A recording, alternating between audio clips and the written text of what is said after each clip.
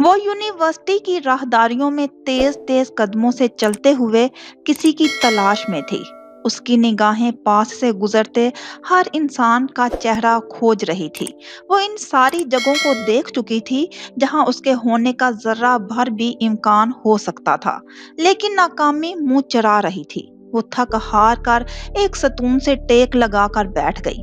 हाथ में पकड़ी पानी की बोतल से दो घूंट लगाए और सामने चलते सैकड़ों लोगों को देखने लगी। उसी लम्हे उसकी गोद में रखा फोन बजा और अजलान का नाम देखकर फोन कान से लगा लिया। खैरियत, आज तुम्हारा दिन जल्दी कैसे निकल आया? वो फरागत के इन दिनों का भरपूर मजा ले रहा था। उसी बात पर लामिया ने हल्का सा तंज किया। मैं सोया ही कब हूँ, ये बताओ तुम कहाँ हो? वो अजलत में लग रहा था। मैं इस वक्त कहाँ हो सकती हूँ? उसके अजीब से सवाल पे उसे तप चढ़ी थी। मेरा मतलब है, आज तुम्हारा शो था ना, वो हो गया या अभी बाकी है? लामिया के रूखेपन को नजरअंदाज करते उसने अपने सवाल की मजीद वजाहत की। मैं रेडियो ऑफिस तक नहीं पहुंच सकी, शो कहाँ से करती? उसका गम दोबारा ताजा हो गया। उस लम्हे वो मुतजाद कैफियत का शिकार थी, कभी गुस्से से अरूज पे और कभी दुख और नाउम्मीदी खुद पे हावी होती महसूस हुई होती।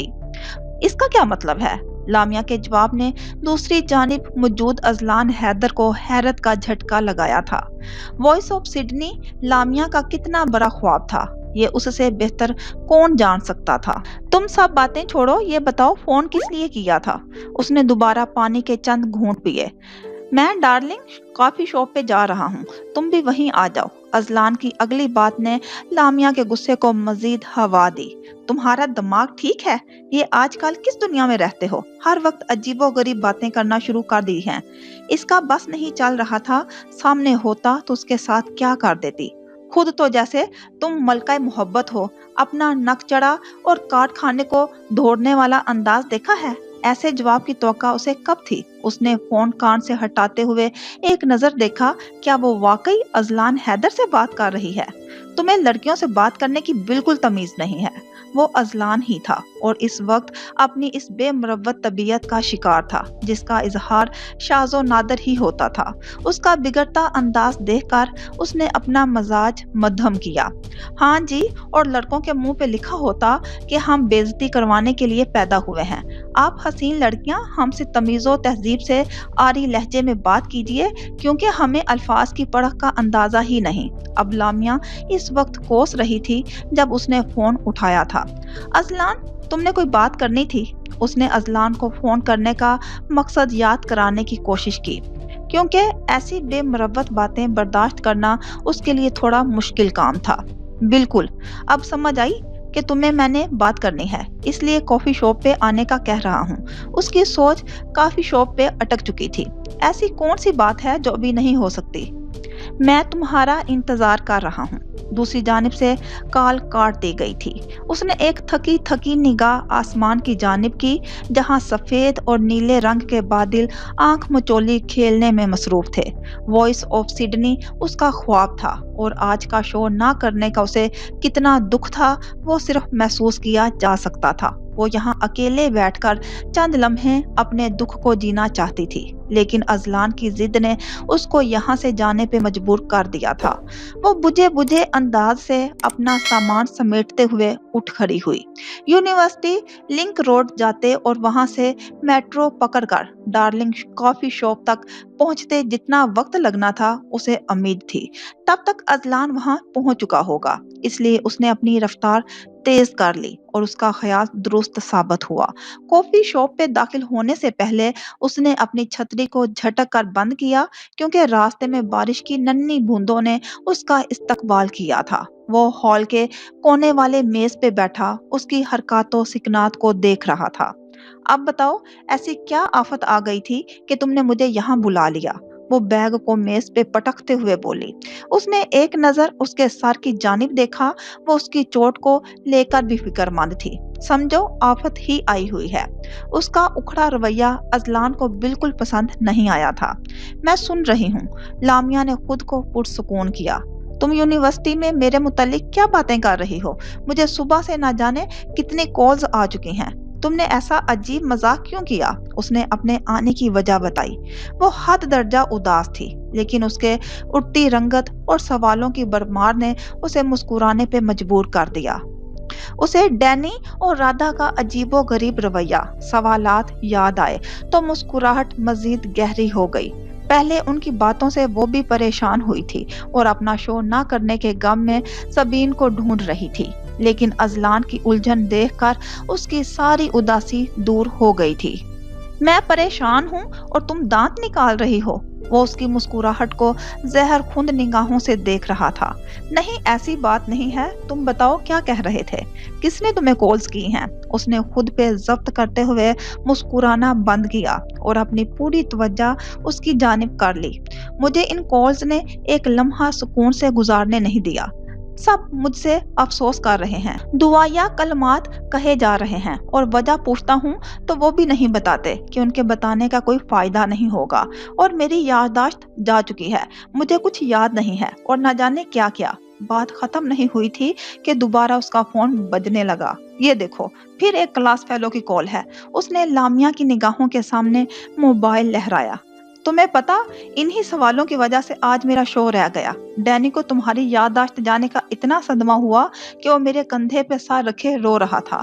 اسے پھر وہ منظر یاد آیا تو بے اختیار کہکا لگانے پہ مجبور ہو گئی۔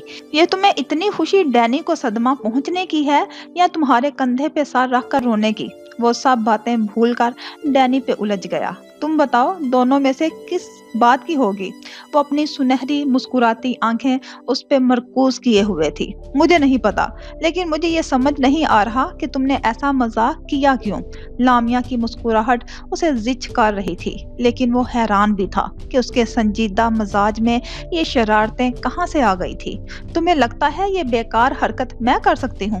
وہ میز پہ کوہنی رکھے اس کی آنکھوں میں دیکھتے ہوئے بولی۔ نہیں، اس نے سر انکار میں ہلایا، حالانکہ شدت کی خواہش تھی اس نے ایسا کچھ کیا ہو۔ بالکل، میں نے ایسا کچھ نہیں کیا۔ یہ ساری کارروائی سبین کی ہے۔ اس نے تمہارے ڈپارٹمنٹ میں تمہیں پاگل مشہور کر دیا اور میرے فرینڈ سرکل میں مجھے انگیجڈ اسے مزید پریشان کرنا لامیا کو اچھا نہیں لگا، تبھی ساری بات بتا دی۔ کیا یہ سب سبین نے کیا ہے؟ وہ پاگل لڑکی!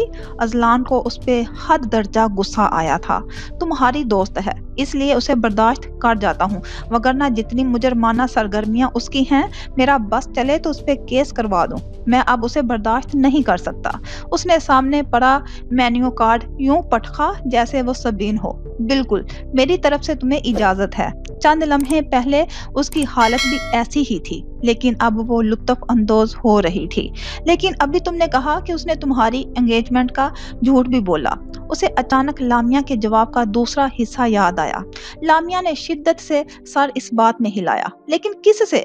اب ایک نیا دکھ تھا، کسی اذلان حیدر سے۔ وہ اسے مزید تنگ کرنا چاہتی تھی، لیکن ارادہ ترک کر دیا۔ واقعی اس نے تمہارے ڈپارٹمنٹ میں کہا کہ تم مجھ سے انگیجڈ ہو اور تم اس بات پہ ہنس رہی ہو؟ وہ اب صورتحال کا دوسرا رخ دیکھ رہا تھا۔ ہاں، پہلے مجھے بھی غصہ آیا، لیکن اب مجھے ہنسی آ رہی ہے۔ وہ اب واقعی مطمئن ہو چکی تھی۔ یہ سبین کہاں ملے گی؟ وہ فوراً کرسی سے اٹھ کھڑا ہوا۔ کیوں؟ وہ ایک لمحے کو ڈر گئی تھی۔ اس نے میرا اتنا بڑا مسئلہ حل کر دیا، اس بات پہ اسے شاباش دینا بنتا ہے۔ چند لمحے پہلے والے غصے کا شائبہ تک نہیں تھا۔ کون سا مسئلہ؟ وہ اس کے پل پل بدلتے انداز پہ حیران تھی۔ اس نے مجھے تمہاری ہاں دلوا دی، یعنی کہ واقعی اب میں انگیج ہو سکتا ہوں۔ وہ بے تحاشا خوش تھا۔ خبردار، کہیں نہیں جا رہے تم۔ اس نے فوراً اسے ہاتھ پکڑ کر واپس بٹھایا۔ چوٹ نے واقعی تمہارا دماغ خراب کر دیا ہے۔ اس کا چند لمحے پہلے والا سکون غارت ہو چکا تھا، اور مزے کی بات کہ یہ بہترین کام اس نے خود کیا تھا۔ اس کے چہرے کے بدلتے رنگ دیکھتے ہوئے اس نے کافی کا آرڈر کیا، جبکہ اس نے اپنا مکمل دھیان مینیو کارڈ دیکھنے پہ مرکوز کر لیا، لیکن مقابل بھی اس کا گریز سمجھ رہا تھا۔ بڑے ابا، آپ مجھ سے پوچھے بغیر ایسا فیصلہ کیسے کر سکتے ہیں؟ عبد الودود دروازہ کھولے حیران نگاہوں سے کمرے میں موجود سب لوگوں کو دیکھ رہا تھا۔ वो बड़ी अम्मी की ख्वाहिश पूरी ना कर सकने पे पहले ही अफसुर्दा था और अपने इन्हीं ख्यालात में मगन हवेली में आया था। लेकिन कमरे में दाखिल होते हुए जो फैसला उसने अपनी जात के मुतालिक सुना, उसने दम बखुद करके रख दिया। नूरुल ऐन को हमेशा उसने बहन समझा, सो ये फैसला कम अज कम वो मंजूर करने वाला नहीं था। और हैरत तो उसे बाकी सबकी खामोशी पे हो रही थी। सबकी खामोशी का मतलब था किसी को कोई एतराज नहीं था।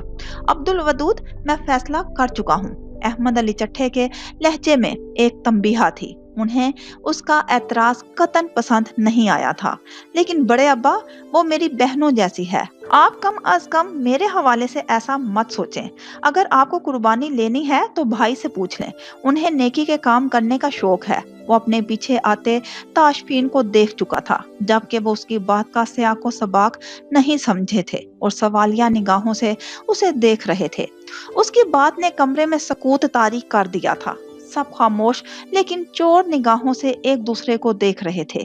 शीमा बेगम ने तासुब से अपने लाडले की जानिब देखा, जिसने भरी महफिल में अपनी जुबान के जौहर दिखा दिए, और वही निगाहें नूरुल ऐन की तरफ पलटी तो उनमें सिर्फ हमदर्दी थी।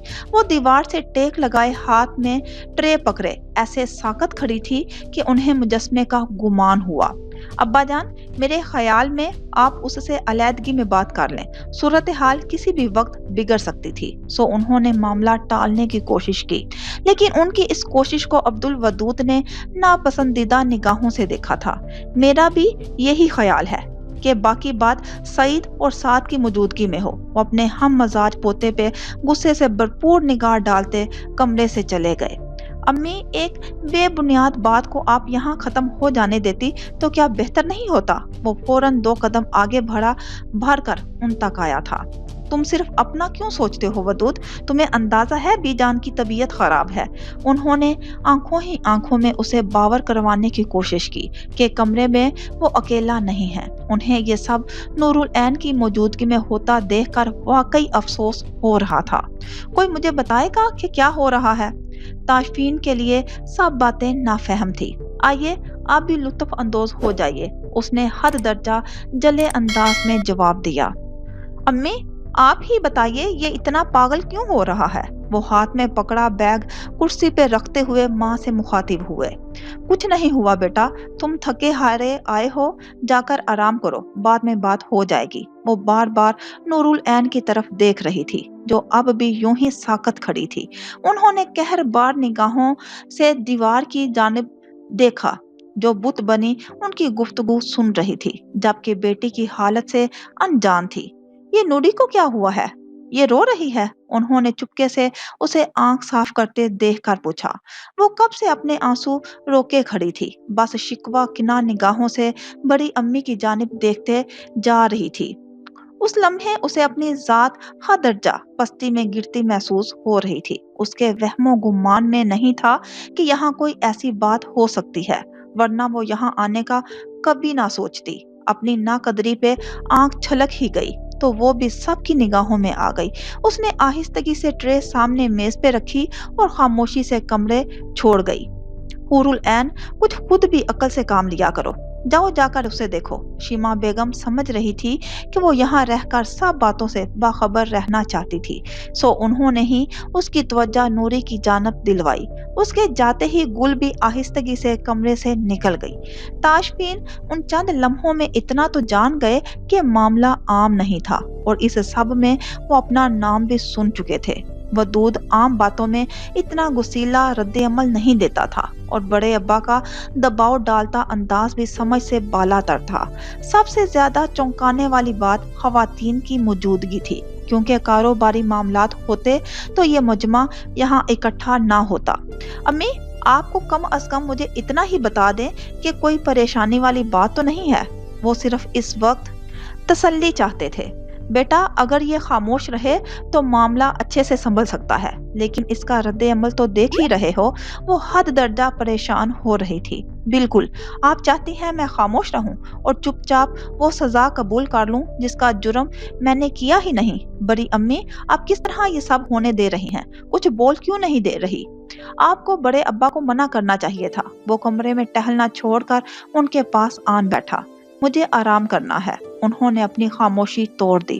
وہ اس لمحے تنہا رہنا چاہتی تھی۔ بڑی امی آپ؟ وہ حیرت سے ان کی خاموشی سمجھنے کی کوشش کر رہا تھا۔ ودود انہیں آرام کرنے دو، چلو یہاں سے۔ شیما بیگم نے اس کے ارادے بھانپتے ہوئے اسے ہاتھ سے پکڑ کر کھینچا۔ وہ چند لمحے ان کی بند آنکھوں کو دیکھتا رہا اور پھر غصے سے ہاتھ چھڑاتا کمرے سے نکل گیا۔ شیما سب لائٹیں بند کر جانا۔ چند لمحوں بعد کمرے میں ویسی ہی خاموشی تھی جیسی اس وقت وہ اپنے دل میں محسوس کر رہی تھی۔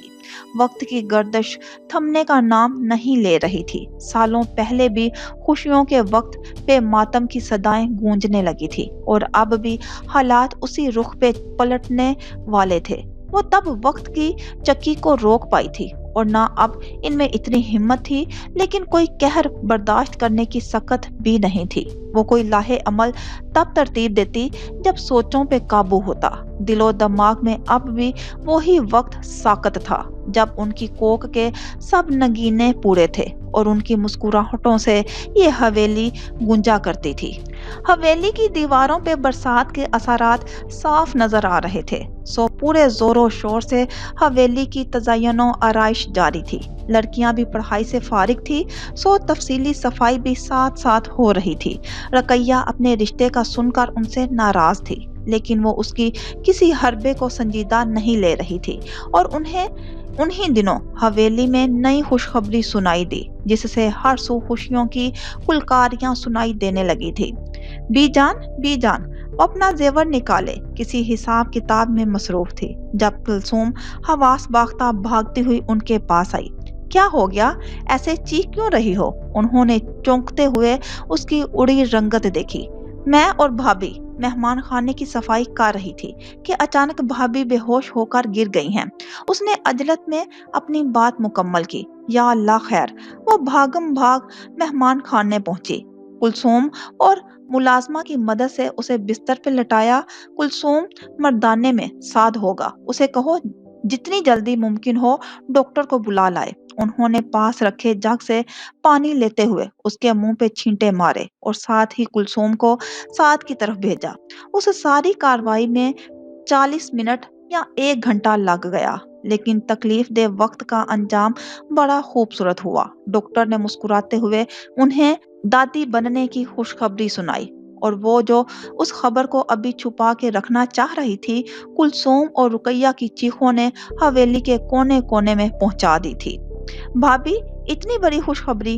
رقیہ کو فرت انبساط بستر پہ دراز شیما کے گلے لگ گئی۔ اسے تھوڑا سکون کا سانس لینے دو، اس سے پیچھے ہٹ جاؤ۔ انہیں اس کی یہ حرکت ایک آنکھ نہیں بھائی تھی۔ بی جان سب سے پہلے میرا انعام دے۔ ڈاکٹر کے جانے کے بعد کلثوم فوراً ان کے پاس آئی۔ ہاں سب کو انعام ملے گا، بس حضور کو آ لینے دو۔ انہوں نے سب کے مسکراتے چہرے دیکھتے ہوئے دل ہی دل میں ماشاءاللہ کہا اور خود شکرانے کے نوافل پڑھنے چل دی۔ بھابھی آپ کیا کہتی ہیں، بیٹی ہوگی یا بیٹا؟ کلثوم اب شیما بیگم کے سرہانے آن بیٹھی تھی۔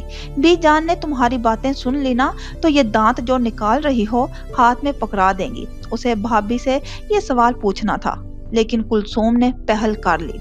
بجیا ویسے حد ہے، میں نہ پوچھتی تو آپ یہ سوال کر رہی ہوتی۔ اسے سب کے سامنے اپنے دانتوں کی توہین ہضم نہیں ہوئی تھی۔ ہاں تو میں بڑی ہوں نا تم سے، اس نے اپنے بڑے ہونے کا رعب جمایا۔ اچھا لڑو تو نہیں۔ شیما نے ان کی نوک جھونک ختم کرنے کی کوشش کی۔ پھر آپ میرے سوال کا جواب دے دیں۔ کلثوم نے پھر سوال دہرایا۔ تمہارے بھائی جان کو بیٹی پسند ہے، اس نے شرماتے ہوئے دھیمی آواز میں جواب دیا۔ یہ بھائی جان کہاں سے آ گئے؟ اس نے آپ کی پسند پوچھی۔ رقیہ نے بھرپور احتجاج کیا۔ یہ تم لوگ ابھی تک یہاں بیٹھی ہو، اب شیما کو آرام کرنے کی ضرورت ہے۔ تم لوگ اٹھو اور ملازماؤں سے اچھی طرح صفائی کرواؤ۔ بی جان کی آمد پہ دونوں تیزی سے وہاں سے ہٹ گئی اور شکر کیا کہ ان کی کوئی بات بی جان نے سنی نہیں تھی۔ شیما اب تم نے مکمل احتیاط کرنی ہے، وہ اسے ڈاکٹر کی بتائی گئی ہدایات بتانے لگی۔ یونیورسٹی کیفے میں اس وقت شدید ہجوم تھا۔ کسی طلبہ تنظیم کی جانب سے ہڑتال کی گئی تھی، سو صبح سے کئی کلاسز نہیں ہو سکی تھی۔ وہ دونوں لائبریری میں اچھا خاصا وقت گزار کر بھوک لگنے پہ کیفے کی جانب चली आई। लेकिन वहां का माहौल हद दर्जे अजीब था। वहां मामूल से हटकर रश और अजीबोगरीब चेहरे नजर आ रहे थे। वो अभी एक कोने में खड़ी वहां का जायजा ले रही थी कि सामने 2-3 मेजों के गिर्द बैठे लड़कों में बहस भरने लगी और लम्हे में उनकी आवाजों ने वहां मौजूद सब लोगों को उनकी जानिब मुतवज्जा कर दिया। आज होने वाले सब वाकयात ही उनके लिए अजीब तरीन थे। उनके देखते ही देखते नौबत हाथापाई तक पहुंच गई थी। आप लोग यहाँ क्या कर रही हैं? वो दोनों होंक बनी सामने का मंजर देख रही थी कि अवैस को अजलत में उनके पास पहुंचकर हैरत से बोला, हम तो कुछ खाने के लिए लेने आई थी, लेकिन ये सब क्या हो रहा है? उसकी बात मुकम्मल भी नहीं हुई थी कि एक लड़के ने शीशे की बोतल दूसरे लड़के के सर पे दे मारी थी। आप लोगों को इस वक्त यहाँ नहीं होना चाहिए, यहाँ से जल्दी निकलें। अवैस ने खुद को उनकी पुश्त पे किया और इन दोनों के कंधों पे दबाव डालते हुए तेजी से वहां से निकाला। किंजा, तेज क्यों नहीं चल रही हो? किंजा का पांव गीली घास पे धुंस गया, जिसके बाइस उसकी रफ्तार कम हुई। लेकिन अवैस लम्हे की ताखीर बर्दाश्त नहीं कर सका। वो तीनों कैफे के सामने वाला लॉन ही अबूर कर पाए थे कि उन्हें गोली चलने की आवाज सुनाई दी। वहां मचने वाली भगदड़ और शोर इन तीनों को वहां तक सुनाई दिया था। अवैस, हन्नान और मुजतबा कहाँ हैं? ओ खुदाया, हन्नान मेरे साथ कैफे में था। मैं तुम लोगों को देखकर जल्दी में उसे बताए बगैर वहां से हट गया। वो परेशानी से अपनी पेशानी मसल रहा था। तुम उसे वहां इस तरह कैसे छोड़ सकते हो? इज्जत को उस लम्हे अजीब सा खौफ महसूस हुआ। उन तीनों की परेशान निगाहें कैफे की जानिब टिकी थी, जहां से लोग बाहर की जानिब भाग रहे थे। वहां की सूरत हाल कतन ऐसी नहीं थी कि कोई किसी की खबर लेने के लिए वहां जाने का खतरा मोल लेता। मुजतबा कहाँ है? उसे ये भी धड़का लगा था कि कहीं वो भी वहां मौजूद तो नहीं था। उसका मुझे नहीं पता।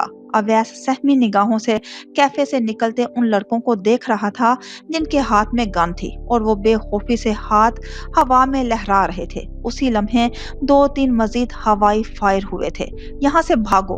अवैस ने उन लड़कों को उस तरफ आते देखकर उन्हें दोबारा आगे को धकेला, लेकिन इज्जत को वहां से हटा नहीं पाया। इज्जत, चलो! किंजा ने पीछे देखते हुए आवाज दी। तुम लोग पागल हो? हम ऐसे कैसे जा सकते हैं? हनान अंदर है और शायद मुजतबा भी। मुजतबा का नाम लेते उसे खौफ से झरझरी महसूस हुई। वो लड़के अब कैफे की सीढ़ियां उतरकर लॉन में दाखिल हो रहे थे। इज्जत, इस वक्त यहाँ से चलो, अभी पुलिस आ जाएगी तो हम लोग यहाँ आकर उन्हें देखेंगे। अवैस ने उसका हाथ दोबारा खींचा। तुम लोग जाओ और फौरन पुलिस को फोन करो, मैं उन्हें मरने के लिए नहीं छोड़ सकती। किंजा ने अपना हाथ छुड़ाया और बैग घुमाकर गर्दन में डालते हुए कदम कैफे की तरफ बढ़ा दिए। इज्जत! उसके बढ़ते कदम किंजा की जान निकाल गए थे। वो इस कदर जोर से चीखी कि सामने खड़ा लड़कों का गिरोह उस चीख पे उनकी जानिब मुतवज्जा हुआ। एक लड़की को यूं तेज कदमों से अपनी तरफ आते देखकर वो सब चौंका हुए थे। वो मतवाजन चाल चलती, दिल के डर को चेहरे पे नजर आने से रोकती, उनके पहलू से गुजर जाना चाहती थी। वो यहाँ से भागकर गुजरना चाहती थी, लेकिन वो लोग कोई शदीद रद्द अमल ना दें, इसलिए धीमी चाल चल रही थी। वो उनसे कुछ फासले पे मुड़कर क्यारी की जानिब हो गई ताकि वहां से गुजर जाए, और उसी लम्हे अवैस किंजा को वहां से ना हटा पाने पे खुद भी वहीं खड़ा होकर पुलिस को फोन मिलाने लगा। उसी लम्हे दुनिया जहान का खौफ इन दोनों की आंखों में मौजज़न था। ए लड़की! हाथ में पिस्टल पकड़े लंबे बालों और कद वाला लड़का करख्त लहजे में उसे आवाज दे रहा था। ये लड़की पागल है? अवैस ने दोनों हाथों की मुट्ठियों पे होंठ रख दिए। उसकी सांस सामने का मंजर देखकर अटक रही थी। इज्जत! किंजा ने खौफ के मारे अपना हाथ अवैस के बाजू पे रखा था। पुलिस कब तक आएगी? उसे बचाव का आखिरी रास्ता पुलिस की आमद लग रही थी, लेकिन वहां दूर दूर तक हिफाजती इदारों की आमद का नामो निशान नहीं था। तुम्हें नहीं पता यहाँ लड़ाई हो रही है? फिर यहाँ क्या कर रही हो? वो अब इज्जत के सर पे पहुंच चुका था। मेरे दोस्त अंदर कैफे में हैं। वो इस इंसान की शक्ल भी नहीं देखना चाहती थी, लेकिन वो उसका रास्ता रोके खड़ा था। सो उसने सर उठा के उसे जवाब दिया, चचा, फिर तो मैं तुमसे अफसोस करता हूँ। वो एक लड़की को अपने सामने खड़े देखकर बर्दाश्त नहीं कर सका। मेरा रास्ता छोड़ो। उसने हिम्मत जमा करते हुए अपने कदम मजीद पीछे किए, लेकिन वो दोबारा उसके सामने आन खड़ा हुआ। तुम्हें मौत से डर नहीं लगता? وہ اس سنہری آنکھوں والی لڑکی کی دیدہ دلیری پہ حیران ہوا۔ تمہیں نہیں لگتا؟ ہاں ہاں ہاں، وہ اس کے سوال در سوال پہ کہکا لگا کر ہنسا۔ اس وقت پسٹل میرے ہاتھ میں ہے، سو موت تو تمہارے سامنے ہے۔ اس نے پسٹل اس کی پیشانی کا نشانہ لیا۔ عزت واپس آ جاؤ۔ کنزا کے ہاتھ پیر ٹھنڈے پڑنے لگے تھے۔ ہاں تو عزت صاحبہ، آپ اپنی جان بچائیں گی یا اپنے دوستوں کی؟ اس کے ہاتھ جیسے ایک مشغلہ لگ گیا تھا۔ اس کے ساتھ کھڑے چند لڑکے بھی لطف اندوز ہو رہے تھے۔ اپنے دوستوں کی۔ عزت کو اس کی تمسخر اڑاتی نگاہوں نے آگ ہی لگا دی۔ اس نے دونوں ہاتھوں کا زور لگاتے ہوئے اسے پیچھے دھکیلا اور ایک ہی چھلانگ میں کیاری پار کرتے ہوئے کیفے کی طرف دوڑ لگا دی۔ اس حملے کے لیے تیار نہیں تھا، بلکہ اسے تو توقع بھی نہیں تھی۔ سو چند لمحے لگے حواس باختگی ختم ہونے میں، اور جب تک سمجھ پایا وہ کیفے کی سیڑھیوں کے قریب پہنچ چکی تھی۔ اے لڑکی، رک ورنہ گولی چلا دوں گا۔ اس کی انا کو شدید ذک پہنچی تھی۔ وہ چلاتا ہوا اس کے پیچھے لپکا۔ اسی لمحے پولیس کی گاڑیوں کے سائرن گونجنے کی آوازیں سماعتوں کی دسترس میں پہنچنے لگی۔ اس سے پہلے اس حملے کا بدلہ چکاتا اس کے ساتھی اسے کھینچتے ہوئے یونیورسٹی کی پچھلی دیوار کی طرف بڑھنے لگے۔ اویس اور کنزا نے انہیں بھاگتے دیکھ کر عزت کے پیچھے دوڑ لگائی تھی۔ او میرے خدایا! وہ کیفے کا دروازہ پار کیے منہ پہ ہاتھ رکھے ساکت نگاہوں سے سامنے کا منظر دیکھ رہی تھی۔ وہاں ہر چیز بکھری پڑی تھی۔ کرسیاں میز الٹے ہوئے تھے، کانچ جا بجا بکھرا ہوا تھا، لیکن سب سے خوفناک منظر خون کی لکیریں تھیں جنہوں نے کیفے کا فرش سرخ کر رکھا تھا۔ کئی لڑکے زخمی حالت میں فرش پہ لوٹ رہے تھے اور کچھ تو شاید ہوا سے بھی بیگانہ ہو چکے تھے۔ اسے کچھ لڑکیاں بھی زمین پہ گری نظر آ رہی تھی۔ حنان، مجتبیٰ، کہاں ہو تم؟ وہ کسی خوش فہمی کے تحت اسے آوازیں دینے لگی۔ وہاں گرے زخمیوں کو نظر انداز کر کے ان لوگوں کو تلاش کرنا کم ظرفی کے سوا کچھ نہیں تھا۔ وہ جلدی سے اس لڑکے کی طرف آئی جس کے پیٹ سے خون بہہ رہا تھا، لیکن وہ ہوش میں تھا اور مدد طلب نظروں سے اس کی جانب دیکھ رہا تھا۔ اس کا خون بہت رفتار سے بہہ رہا تھا۔ سب سے پہلے اسے روکنے کی کوشش کرنی تھی۔ اس نے جلدی سے اپنی سیاہ چادر اتاری اور اس کے درد کو نظر انداز کرتے زخم پہ کس کر باندھ دی۔ اویس، لڑکیوں کو بلاؤ، ہمیں سب کو ہاسپٹل لے کر جانا ہوگا۔ وہ اس وقت حنان اور مجتبیٰ کو بھول چکی تھی جن کی خاطر اس نے اپنی جان کی پرواہ تک نہیں کی تھی۔ وہ ان کی خاطر باقی سب کو مرنے کے لیے نہیں چھوڑ سکی تھی۔ ان سب نے اپنی مدد آپ کے تحت بھرپور ہمت دکھائی۔ جن کو معمولی زخم تھے ان کو وہیں ابتدائی طبی امداد دی گئی اور شدید زخمیوں کو ڈپارٹمنٹ کے لڑکے اپنی گاڑیوں میں ڈال کر ہاسپٹل لے گئے تھے۔ حنان انہیں کیفے کے دوسرے دروازے کے پاس مل گیا۔ اس کے سر پہ کانچ لگنے سے چوٹ آئی تھی، لیکن مجتبیٰ اس سب میں انہیں کہیں نظر نہیں آیا تھا۔ عزت کو ایک بار پھر اس کی فکر ہونے لگی تھی۔ جب تک پولیس مجرموں کو گرفتار کرنے کی ناکام کوشش کر کے آئی، تب تک وہاں بکھرے سامان اور خون کے سوا کچھ باقی نہیں تھا۔ بڑے ابا کے فیصلے نے حویلی میں عجیب سی خاموشی طاری کر دی تھی۔ سب کونوں قدروں میں دب کے بیٹھے تھے اور مبادا مزید کوئی انہونی نہ ہو جائے۔ صبح کے واقعے کے بعد انہیں نور العین بھی کہیں دکھائی نہیں دی تھی۔ وہ اس معاملے میں اس حد تک الجھ چکے تھے کہ اب خاموشی عذاب لگنے لگی تھی۔ وہ اپنے کمرے سے نکلے تو سامنے ہی گل گزرتی نظر آئی۔ گل، نوری کہاں ہے؟ انہوں نے اس سے پوچھنا مناسب سمجھا۔ اسے عقبی باغ میں جاتے دیکھا تھا۔ گل کے جواب پہ اس بات میں سر ہلاتے راہداری کی جانب مڑ گئے۔ مغرب کا وقت قریب تھا۔ عام حالات میں اس وقت یہاں عورتوں کی بھیڑ ہوتی تھی، لیکن آج کمرے سے نکلے تو سامنے ہی گل گزری نظر آئی۔ گل، نوری کہاں ہے؟ انہوں نے اس سے پوچھنا مناسب سمجھا۔ اسے عقبی باغ میں جاتے دیکھا تھا۔ گل کے جواب پہ اس بات میں سر ہلاتے راہداری کی جانب مڑ گئے۔ مغرب کا وقت قریب تھا۔ عام حالات میں اس وقت یہاں عورتوں کی بھیڑ ہوتی تھی، لیکن آج صرف خاموشی تھی۔ ہوا کے دوش پہ لہراتے پتوں کی مدھم سی سرسراہٹ تھی۔ نور العین سامنے ہی تخت پہ بیٹھی نظر آ گئی اور ان کی آمد پہ تقریباً چوکنی ہو کر بیٹھ گئی۔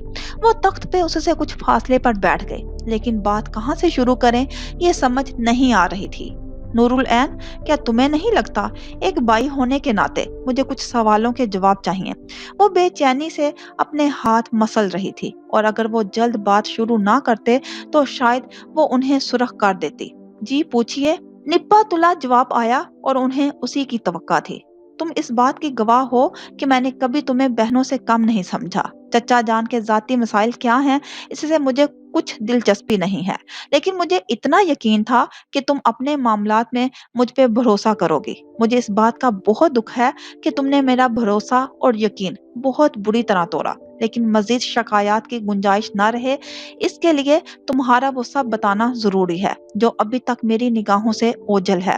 उन्होंने अपने शोबे की महारत पूरी तरह उस पे आजमाई थी, उसे अपने मुकम्मल यकीन का साथ दिलाया, क्योंकि वो कुछ भी खुद से छुपा हुआ नहीं रहने देना चाहते थे। वो गुज़श्ता हालत में ही बैठी थी, सर झुकाए, हाथों को मसलते हुए, जिसका मतलब वो गुफ्तगू के लिए तैयार थी।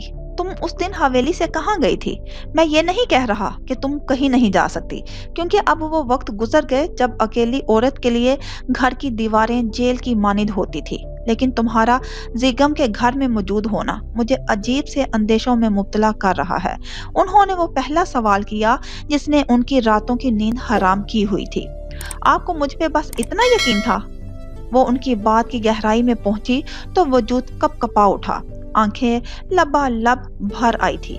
यकीन की बात नहीं करो नूरुल ऐन, तुम इस हवेली के मर्दों की गैरत और सख्त फैसलों की गवाह हो। फिर भी किसी शक की गुंजाइश हो तो वहां कोने में फवारे के अकम में मदफन एक दास्तान तुम्हारा शक दूर करने के लिए काफी हो सकती है।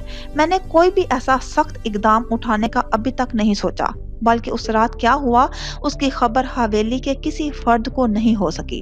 तुम जानती हो ना, अगर बड़े अब्बा वदूद को उस वाक़ये की भनक भी लग जाती तो आज शायद इस बाग के मकीनों की तादाद बदल जाती। इसलिए कह रहा हूँ, तुम हकीकत बताकर मुझे मुत्तमिन कर सकती हो, वरना जो फांस मेरे दिल में चुभी है उसकी तकलीफ दूर होने में वक्त लगेगा। वो अपने कदमों को देखते हुए मुतवाजन लहजे में बात कर रहे थे। उसे शदीद दुख हो रहा था। जिनके सामने सारी उम्र अपने लिए मुतय्यन करदा लकीर पे गुजार दी, आज उन्हें सवाल पूछने की नौबत आ रही थी। लेकिन ये मौका भी तो उसने दिया था, ये आजमाइश भी तो उसने खुद चुनी थी। उसे तो इस बात पे शुक्र अदा करना चाहिए कि कोई हल्के से शकी लेकिन नरम लहजे में उससे बात पुरस कर रहा था, वरना उसके मुतबादिल क्या हो सकता था, ये बात उससे ढकी छुपी नहीं थी। उसे अपना यकीन बहाल करना था, सो वो बिना रुके सब बताती चली गई। मैं बर्दाश्त नहीं कर सकी कि बड़ी अम्मी की परेशानियों में इजाफा करूं। वो वदूद भाई को मुजतबा से मेरे लिए भीख मांगने का कह रही थी। मैं इतनी गई गुजरी तो नहीं ताशफीन भाई कि जिन रिश्तों ने मुड़कर हवेली का रुख नहीं किया उन्हें बड़ी अम्मी मेरे लिए वास्ते देकर यहाँ आने का कहें। मेरे माँ बाप का कसूर किसी सूली की तरह मेरे गले में क्यों फंसा है? सारा बचपन बड़ी अम्मी की ओट में छुपकर गुजार दिया और शायद सारी जिंदगी सर उठाकर जीना तिश्ना ख्वाहिश बनकर रह जाएगी। वो जिस रफ्तार से बोल रही थी, आंसू उसी रफ्तार से गालों से बहते हुए जमीन बोस हो रहे थे। उन्होंने उसे टोकना मुनासिब नहीं समझा, वो आज उसकी सुनना चाहते थे। मेरी गलती है कि मैंने हवेली से दूर जाने का सोचा। उससे अच्छा था यहीं किसी कोने में दरगोर हो जाती, लेकिन मैं कसम खाती हूँ मैं हवेली से बाहर किसी गलत नीयत से नहीं निकली थी। बस इन मुफाद परस्त वालदैन की जिंदगी से निकल जाना चाहती थी और उसे सिर्फ मैं वदूद भाई के दोस्त की हैसियत से जानती हूँ और इसके अलावा उसके मुतालिक मुझे कुछ इल्म नहीं है। वो जिगम अब्बास का नाम भी नहीं ले सकी। उनके दिल में मौजूद हल्का सा शक भी उसके आंसुओं में बह गया, या शायद वो उस पर शक कर ही नहीं पाए। तभी तो उसे बचाने की खातिर वापस लाहौर ले गए और बर वक्त जरूरत शौकत साहिब की वफात को एक आड़ के तौर पर इस्तेमाल कर सके। उस पे यकीन की कोई रमक बाकी थी, इसलिए कई दिन गुजरने के बावजूद उससे कुछ पूछने का हौसला खुद में पैदा नहीं कर पा रहे थे। अच्छा रोना बंद करो, इस बारे में किसी को कुछ इल्म नहीं है। तुम भी कोशिश करना किसी को खबर ना हो। उनसे उसके आंसू बर्दाश्त नहीं हुए थे। बड़ी अम्मी को पता है, इसलिए मेरी इस हरकत की सजा वदूद भाई को दी जा रही है। वो उस नए फैसले के मुतालिक सोचते ही ज़ारो कतार रोने लगी थी। मैं बड़ी अम्मी से बात करूंगा। तुम हवेली से निकली जरूर थी, लेकिन बाद में सारा वक्त मेरे साथ थी, तो उनका गुस्सा भी खत्म हो जाएगा और ये फैसला किसी सजा का नतीजा नहीं है। तुम बेफिक्र हो, मैं सब ठीक करने की कोशिश करूंगा। वो उसे बहनों जैसा मान देते, लेकिन एक बावकार सा फासला भी रखते थे। इस वक्त उसकी हालत देखकर ना जाने दिल को क्या हुआ, उसका सर अपने कंधे से लगा लिया। वो तो जैसे किसी सहारे की तलाश में थी। उसकी टूटी हुई हालत उन्हें उसके मुतालिक मजीद सोचने पर मजबूर कर गई, और उनकी सोच की तान भी मुजतबा पे आकर टूटी थी। वो अपने भाई को सबसे ज्यादा जानते थे। अब्दुल वदूद की जंगली आदत उस नाजुक मजाज लड़की के काबिल नहीं थी।